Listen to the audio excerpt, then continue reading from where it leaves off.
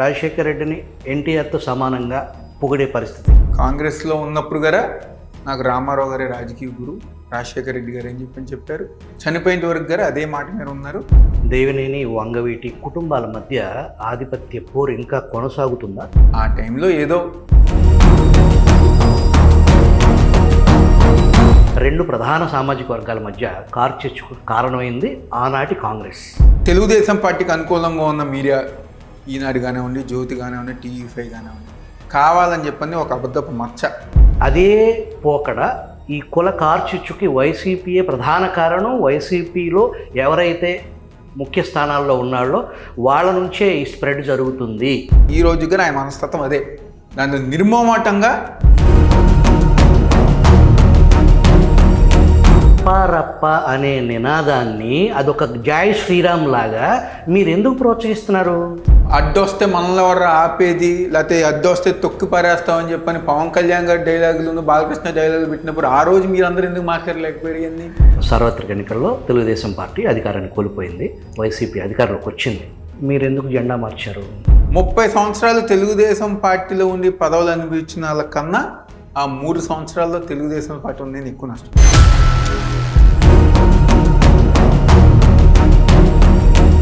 ఏ వ్యక్తి అయినా ఎవడైనా ఆ కాలేజీలు కనుక తీసుకుంటే వాడిని మనం అధికారంలోకి వచ్చిన తర్వాత 2 నెలల్లో జైల్లో పెట్టిస్తాం అనే బెదిరింపుని ఎలా చూడాలి?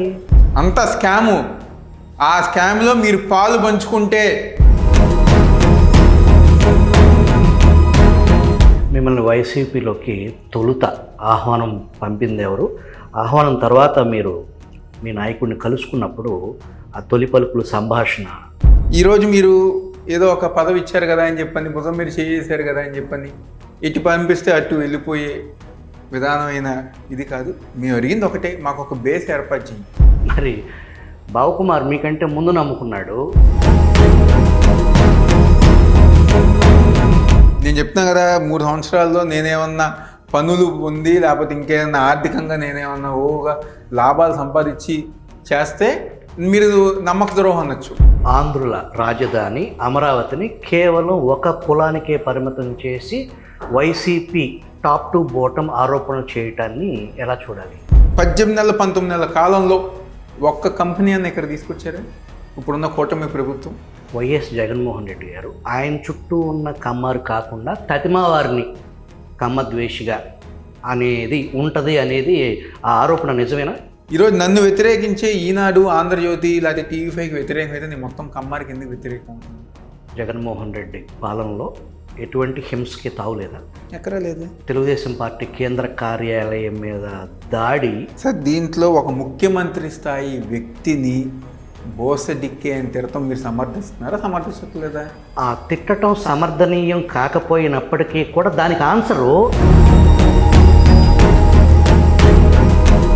మరి వాళ్ళు వెళ్ళినాళ్ళు మీరు ఇంటర్వ్యూ చేయాలి. సాక్షి పత్రిక కానీ, భారతీయ సిమెంట్ కానీ దశాబ్దాల పాటు కష్టంతో ఏర్పరిచిన సంస్థల, స్కామ్ నుంచి పుట్టిన సంస్థల. సార్, అలాంటప్పుడు నేను హెరిటేజ్ గురించి ఇంకా సంస్థల గురించి మాట్లాడితే ఇంకా టాపిక్ డైవర్ట్ అయిపోతుంది సార్. కేశినేని నాని గారు మాజీ ఎంపీ మీ పార్టీలో ఉన్నట్ట లేనట్ట?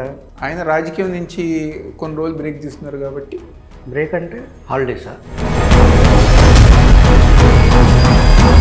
తప్పుకోవాలనుకున్నారు. ప్రస్తుత తిరువురు శాసనసభ్యులు కొలుపుడి శ్రీనివాసును కేశినేని నాని గారు 2 గంటలు భేటీ అయ్యారనేది.